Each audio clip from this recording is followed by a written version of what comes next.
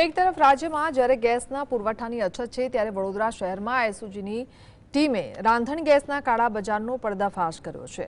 New VIP રોડના ખોડિયારનગર ભરવાડવાસ વિસ્તારમાં રહેણાંક મકાન પર દરોડા પાડતા લગભગ 30 જેટલા ઘરેલું અને કમર્શિયલ ગેસ સિલિન્ડર કબજે કરવામાં આવ્યા છે। પોલીસે આરોપી સાદુલ ભરવાડની અટકાયત કરી છે। ખાડી દેશોમાં યુદ્ધ જેવી પરિસ્થિતિ વચ્ચે ગેસની અછતને લઈને લોકોમાં ચિંતા વધતી જોવા મળી રહી છે।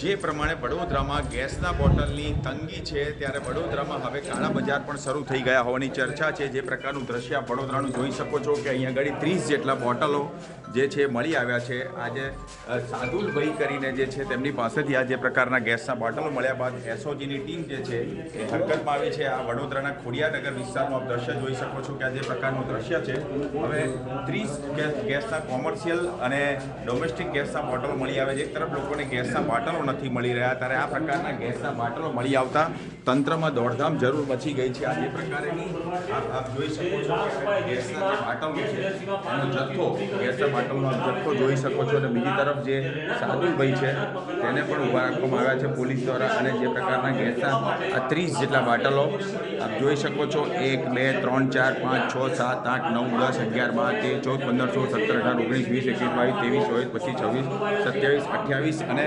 29 જેટલા જે પ્રમાણેના બાટલો છે તે બાટલો મળી આવ્યા છે। તંત્ર દ્વારા તપાસ હાથ ધરાઈ રહી છે કે ખરેખર આ જે ગેસના બાટલો જે છે એ કેવી રીતે આપવામાં આવતા હતા, કેવી રીતે આ સંગ્રહ કર્યો, આટલા બધા માત્રામાં ગેસના બાટલો આવ્યા તો આવ્યા ક્યાંથી, એ હવે સૌથી મોટો તપાસનો વિષય બહાર આવી શકે છે।